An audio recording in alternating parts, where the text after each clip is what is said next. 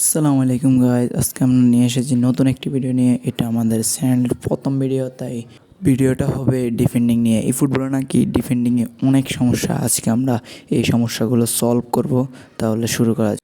ভিডিওটা শুরু করার আগে আমি বলতে চাই আমার চ্যানেলটা নতুন, তাই সবাই সাবস্ক্রাইব প্লাস লাইক করে দিবেন। ভিডিওটা হবে 3টি টপিকের উপরে, আপনারা টপিকগুলো দেখবেন, সুন্দর মতো বুঝবেন, মনোযোগ দিয়ে শুনবেন।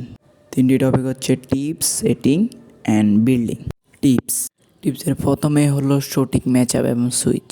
এখানে দেখুন, এখানে আমার মিডফিল্ডার দুইটাই তাদের পজিশনে আছে। আমার বাম সাইডের যে মিডফিল্ডার, তাকে আমি সুইচের পাশাপাশি সঠিক ম্যাচ আপটা করেছি, যার ফলে সে পাস দেওয়ার সাথে সাথে আমার প্লেয়ার বলটি নিয়ে নেবে।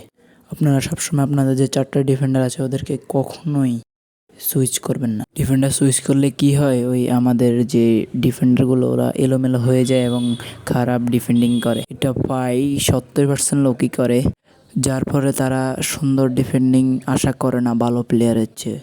আপনারা ডিফেন্ডিংয়ে ট্যাকেল করবেন। কোনামি এখন ডিফেন্ডিংয়ের ট্যাকেল অনেক বাড়িয়ে দিয়েছে, যার ফলে ট্যাকেল করলে সহজে বলটি নেওয়া যায়। স্ক্রিনে দেখতে পাচ্ছেন আমি একটা ট্যাকেল মারছি। এই ট্যাকেলটি অনেক দুর্দান্ত ছিল, আগে কিন্তু এরকমভাবে ট্যাকেল মারতো না। তাই আপনারা ট্যাকেলের অভ্যাস করেন এবং ট্যাকেলের প্র্যাকটিস করেন। প্র্যাকটিস করতে করতে ট্যাকেল ভালো করতে পারবেন। আমাদের টপিকের দ্বিতীয় হচ্ছে সেটিং। আপনারা বলবেন আমি সুইচ করি না, তারপরে অটো সুইচ হয়ে যায়। এই কারণে আমি এই সমস্যাটা সলিউশন করার জন্য আমি সেটিং টপিকটি রাখছি।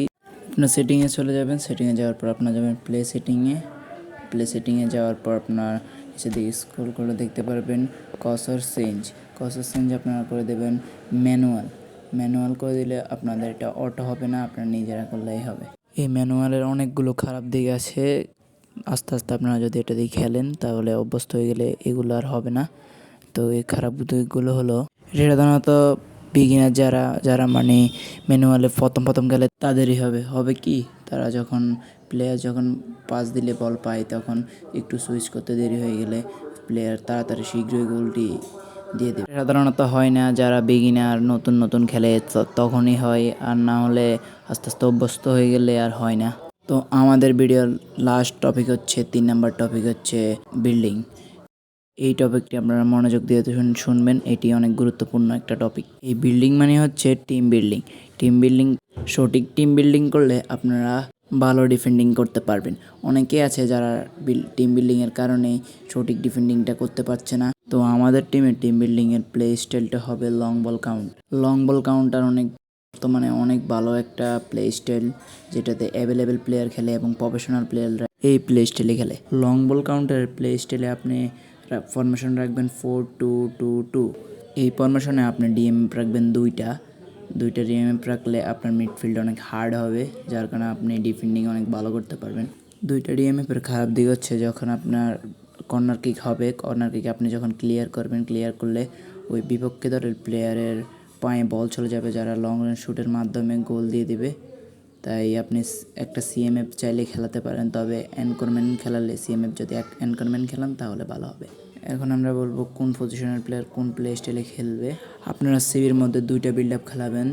দুইটা বিল্ড আপ খেলালে কি হয়, ডিস্ট্রয়ার খেলালে হয় ডিস্ট্রয়ার উপরে উঠে যায়, কিন্তু বিল্ড আপ খেলালে বিল্ড আপ উপরে ওঠে না, এবং বিল্ড আপের স্পিড অনেক ভালো থাকে, ফিজিক্যাল কন্ট্যাক্ট অনেক ভালো থাকে। তাই আপনারা বিল্ড আপ খেলাবেন। ভিডিও শেষে আমি কয়েকটি ফ্রি প্লেয়ার বলবো যারা ডিফেন্ডিংয়ে অনেক ভালো করে এবং ভালো প্লেয়ার যারা এখনও পর্যন্ত অনেক ভালো ডিফেন্ডিং করে। এলবি এবং আরবির মধ্যে আপনারা একটি ডিফেন্সিভ ফুলব্যাক খেলাতে পারেন। একটি খেলাতে হবে মাস্ট, আর একটি না খেললেও সমস্যা নাই।